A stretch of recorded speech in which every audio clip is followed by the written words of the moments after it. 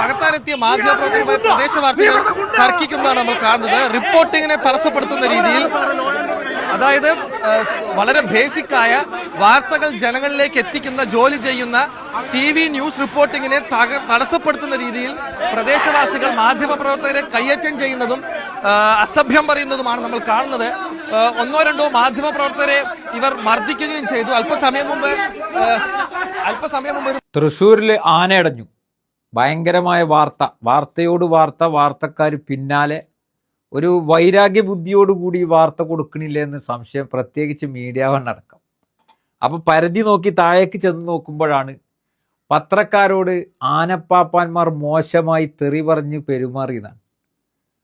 നമ്മൾ മനസ്സിലാക്കേണ്ടത്, ഈ പത്രക്കാരായാലും ജനങ്ങളായാലും അത് തെറി പറയിക്കേണ്ട ഒരു അവസ്ഥയിലേക്ക് അവരെ കൊണ്ടു ചെന്ന് എത്തിക്കുന്ന ഒരു സാഹചര്യമുണ്ട്. ഒന്ന്, ആന ഇടഞ്ഞു നിൽക്കുക, ഇതിനെ എങ്ങനെയെങ്കിലും സുരക്ഷിതമായി തളക്കണം, ജനങ്ങൾക്ക് പ്രശ്നമില്ലാതെ എന്നുള്ള മനോഭാവത്തിൽ, അതിൻ്റെ ടെൻഷനിലായിരിക്കും ഈ ആനപ്പാപ്പാന്മാരും ആനയുമായി ബന്ധപ്പെട്ടുള്ള ആളുകളും.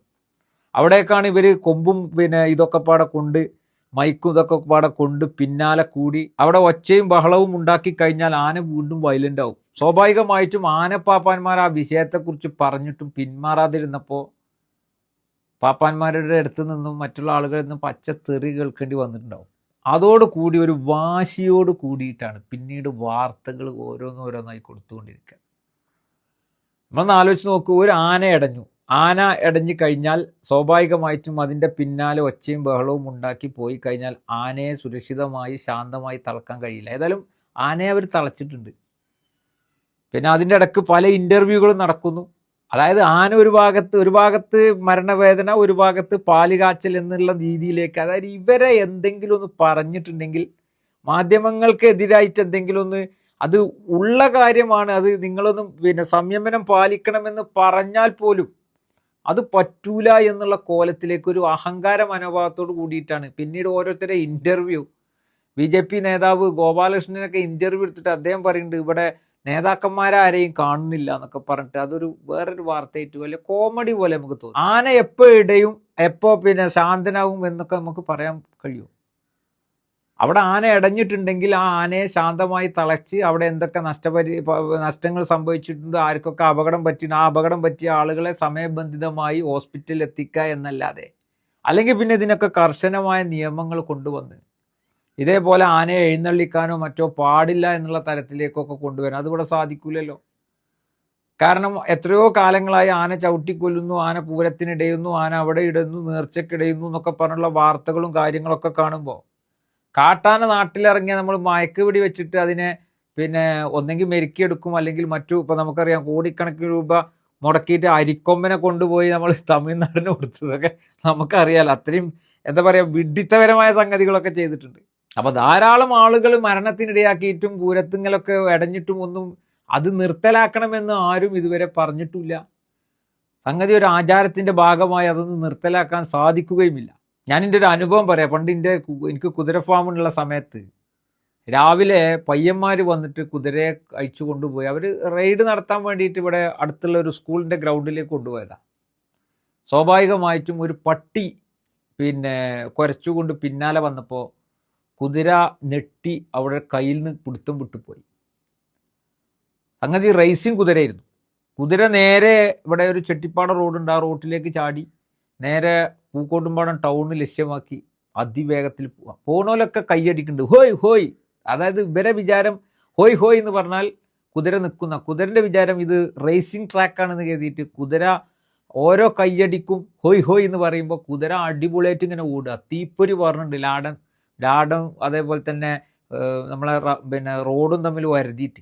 അങ്ങനെ കൂട്ടത്തിലുള്ളൊരു പയ്യൻ ഒരു ബൈക്കിൽ കയറി അതിനെ ക്രോസ് ചെയ്ത് നിർത്തി അതിനെ പിടിച്ചു. അപ്പോൾ ശാന്തമാകാനുള്ളൊരു അവസരം ആരും തന്നെ, ഈ കണ്ടു നിൽക്കുന്ന ആരും തന്നെ കൊടുക്കില്ല. എല്ലാവരും ഒച്ചയും ബഹളമൊക്കെ ഉണ്ടാക്കിയിട്ട് അത് ആ നിലക്ക് അതിനെ ഒന്നും കൂടി സ്പീഡാക്കാനുള്ള പണിയെടുക്കുള്ളൂ എന്ന് പറഞ്ഞതുപോലെ. അപ്പോൾ അവിടുത്തെ ആ അതിൻ്റെ സ്വഭാവവും അതിനെ എങ്ങനെ തളക്കാം എന്നുള്ള ആ മാനസികപരമായ തയ്യാറെടുപ്പിന് പോലും ഈ പത്രക്കാരാണെങ്കിലും നാട്ടുകാരാണെങ്കിലും അതിന് വിപരീതമായി നിൽക്കുമ്പോൾ സ്വാഭാവികമായിട്ടും ആളുകൾക്ക് ദേഷ്യം വരും. ആ ദേഷ്യം വന്ന് പത്രക്കാരോട് എന്തൊക്കെ പറഞ്ഞു എന്ന് പറഞ്ഞിട്ടാണ് ഇന്ന് നേരം വെളുത്തോക്കുമ്പോൾ ഞാൻ മനസ്സിലാക്കുന്നത് മീഡിയ വണ്ണിൽ തന്നെ എത്രയോ വാർത്തകളാണ് കൊടുത്തിട്ടുള്ളത്. സംഗതി ആന ഇടയുന്നതും വാർത്തയാകുന്നതും പിന്നെ നമ്മുടെ നാട്ടിൽ ഒരു പിന്നെ പുതുമയുള്ള കാര്യമൊന്നുമല്ല. നേരെ മറിച്ച് ഇത് വലിയ വാർത്തയായി 4ഉം 5ഉം തവണ റിപ്പീറ്റ് ചെയ്ത് കൊടുത്തതിൻ്റെ ആ ഒരു പ്രത്യേക മനോഭാവം വന്നത് പത്രക്കാരോട് ആനപ്പാപ്പാന്മാർ എന്തോ മോശമായി പെരുമാറി, അവരോട് പിന്നെ തെറി വിളിച്ചു എന്നുള്ള ആ ഒരു കാര്യത്തിൻ്റെ പുറത്താണ്. നമ്മൾ എന്ത് ജോലി ചെയ്താലും ആ ജോലിയിലും നമ്മൾ കുറച്ച് സൂക്ഷ്മത പാലിക്കണം. ചില കാര്യങ്ങളിലേക്കൊന്നും നമ്മൾ ചാടിയിറങ്ങി ചെല്ലരുത്. കാരണം അത് നിയന്ത്രിക്കാൻ, എല്ലാം നമുക്ക് നിയന്ത്രിക്കാൻ കഴിയും എന്നുള്ള ഒരു അഹങ്കാര മനോഭാവമൊന്നും ആർക്കും ഉണ്ടാവാൻ പാടില്ല. നിങ്ങൾ അതിൻ്റെ പിന്നാലെ പോകുന്നതോട് കൂടി ആ ആനയെ തളക്കാൻ സാധിക്കാത്ത രീതിയിലേക്ക് കാര്യങ്ങൾ പോകുന്നുണ്ട് എങ്കിൽ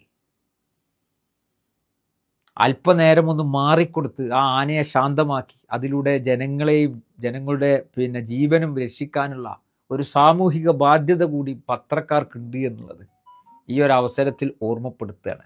ഇനിയെങ്കിലും ഇത്തരം സംഭവങ്ങൾ ഉണ്ടാകുമ്പോൾ വീഡിയോ ദൃശ്യങ്ങളൊക്കെ പകർത്തിക്കോ.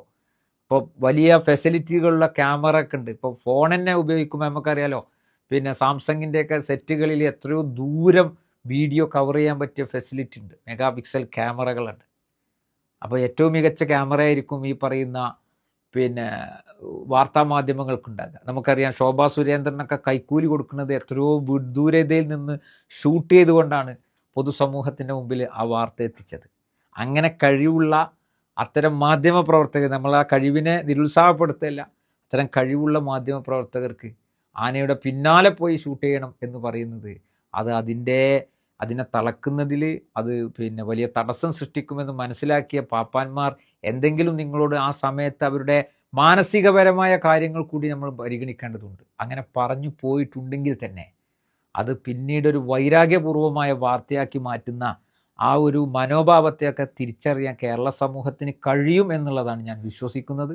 നിർത്തുന്നു. നന്ദി.